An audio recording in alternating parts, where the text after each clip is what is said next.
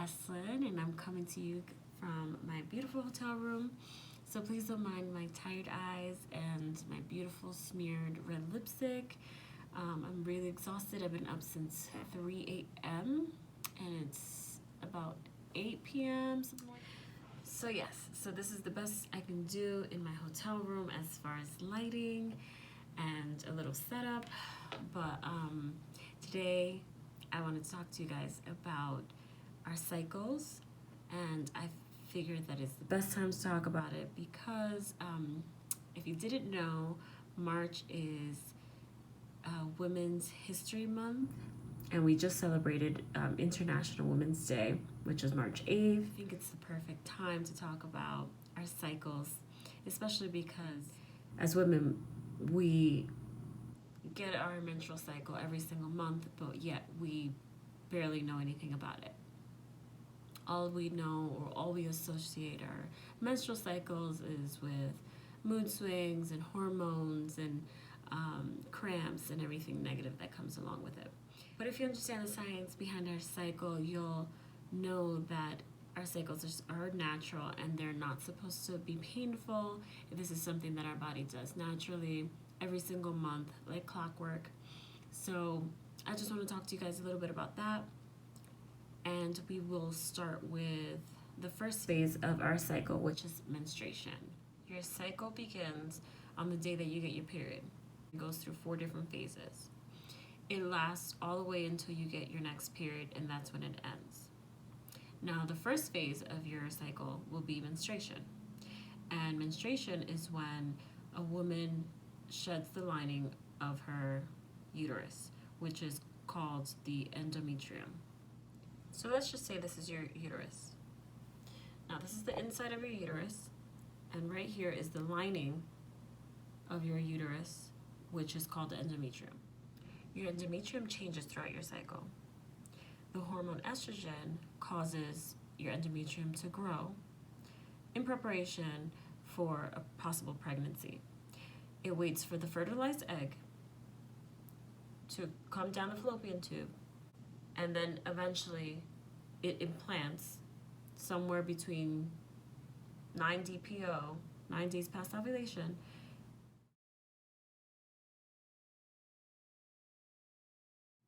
and it implants right here into your uterus lining.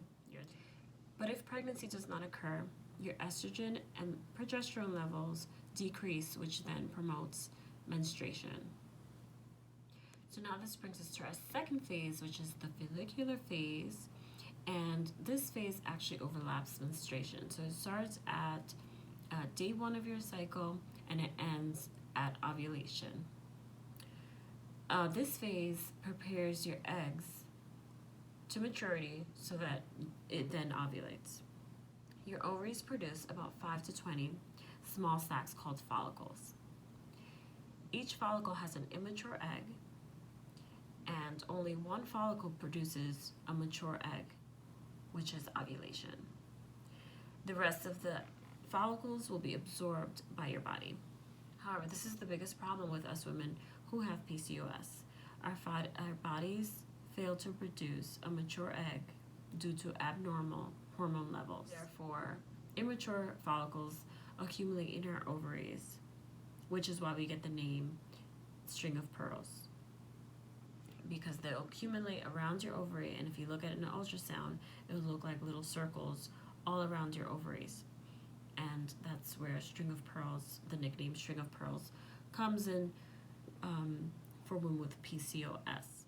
Now, not every woman with PCOS experiences follicles all over her ovaries. We all have different symptoms, but that is the most common in women with PCOS.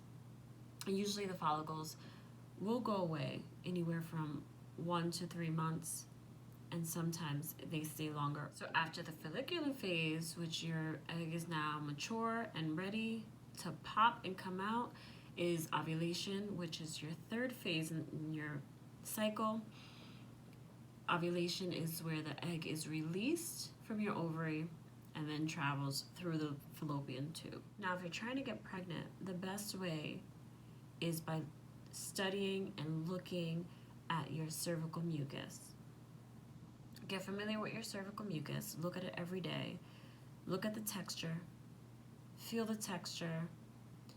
If you notice that your cervical mucus is creamy, that means that you're not ovulating, you're not preparing to ovulate. The moment that you see an increase in your cervical mucus, it'll look like raw egg whites. It'll be really slimy, like slimy and like stringy, and just a lot more than your normal amount. That is when you know that your body is preparing to ovulate. And usually this will last for 2 to 3 days. The first sign that you see of a change in your cervical mucus where it's slimy, that is when you need to start trying. And that is your best way to optimize trying to get pregnant. After ovulation, you may notice a decrease in your cervical mucus. It'll become thicker or more cloudy. You can also pay attention for those signs after you've ovulated. So the more we educate ourselves, the more we know about what our body does, the science behind our whole reproductive system. So lastly, we have the luteal phase, which is the last phase in your cycle. Is actually the longest phase of the cycle, and it comes right after ovulation, but before your next menstrual cycle. So the luteal phase lasts about 10 to 14 days.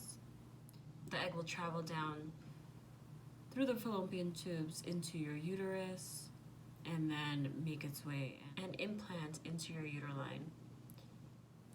And all this is occurring in the luteal phase. That is why you need your luteal phase to last a good stretch. If your luteal phase is short, then it does not allow your fertilized egg to properly implant, which is a huge, crucial event that you need to take place for if you want to become pregnant. If implantation does not occur, then your estrogen and progesterone will decrease, and then this will promote menstruation. So that completes your entire cycle, and I hope that you guys are keeping track of how many days your cycle lasts. I hope that you have a good app that you guys are writing it down. The app that I use is Fertility Friend, and I just, whether I'm trying to get pregnant or not, I just write everything down. If I feel a weird pull in one of my ovaries, I'll jot it down in the notes.